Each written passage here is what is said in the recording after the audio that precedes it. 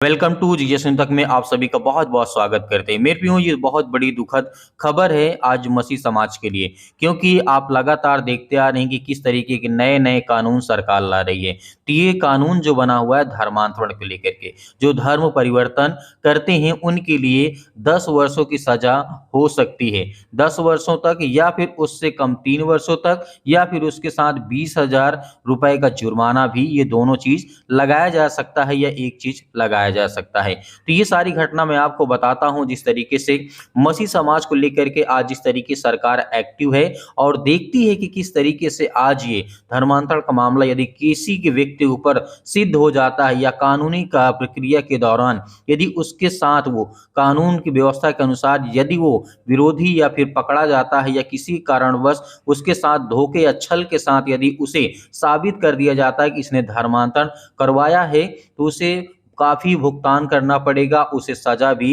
कारावास भी हो सकती है, कुछ सालों के लिए और कुछ महीनों के लिए। तो दरअसल जिस तरीके से आज हम बात कर रहे हैं, आप तो जानते हैं कि छत्तीसगढ़ यानी रायपुर में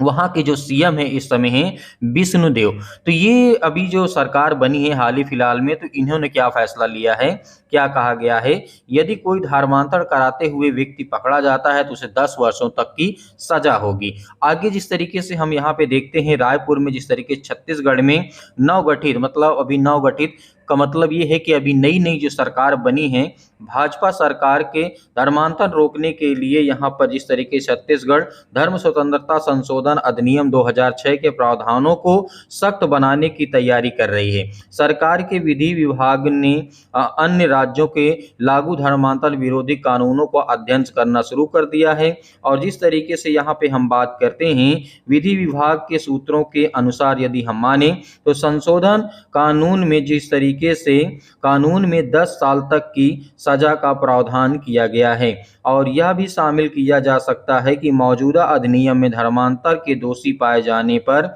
उन लोगों को 3 साल की जेल की सजा हो सकती है या 20,000 रुपए तक का जुर्माना, या दोनों चीज लगाया जा सकता है उस व्यक्ति के खिलाफ, जिस व्यक्ति के यदि कोई व्यक्ति पकड़ा जाता है धर्मांतरण कराते हुए या उसके साथ केस सिद्ध हो जाता है। तो आगे जिस तरीके से हम यहाँ पर बात करते हैं, तो ये सारी घटनाएं हमारे सामने जब निकल करके आती है, संविधान में तो हमें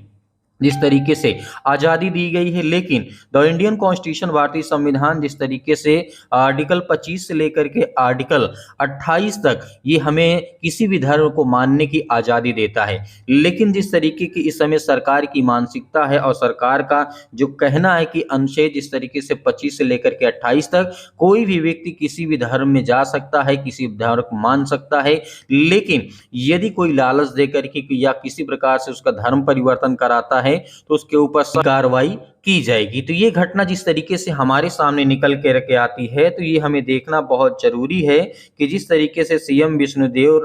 साय ने जिस तरीके से कहा है कि शिक्षा और स्वास्थ्य और की आड़ में जिस तरीके से मिशनरियों का धर्मांतरण करा रही है राज्य के, जिस तरीके से सरजुआ और जिस तरीके से बस्तर बंगाल में ऐसे मामले सामने आ रहे हैं, धर्मांतरण में जिस तरीके से ईसाइयों का जिस तरीके से बोलबाला है, तो ये घटनाएं सीएम खुद कहते हैं। तो जिस तरीके से सीएम खुद यहाँ पे कहते हैं विष्णुदेव, शायद जिस तरीके से ये घटना हमारे सामने निकल करके आती है, तो ये भाजपा के मुख्यमंत्री हैं जो कि विष्णु है, और ये सब चीजें आज हमें समझ में नहीं आती कि सरकार ऐसा करती क्यों है। हालांकि कोई भी व्यक्ति को आज तक सिद्ध नहीं किया गया कि उस व्यक्ति ने धर्मांतरण कराया हो या उसको लालच दिया हो, या शिक्षा के नाम पर या फिर स्वास्थ्य के नाम पर या फिर किसी के नाम पर कि हम तुम्हारे लिए, तुम्हारे बच्चों के लिए स्कूल भेजेंगे, तुम्हें पैसा देंगे, या फिर तुम्हारे बच्चों के लिए दवा कराएंगे, इलाज कराएंगे, तुम इतना पैसा देंगे, हमारे धर्म में आ जाओ, प्रभु यीशु मसीह को मानने लगो। तो ये जिस तरीके की धर्मांतरण की बात को लेकर के ये सोचते हैं और समझते हैं कि आज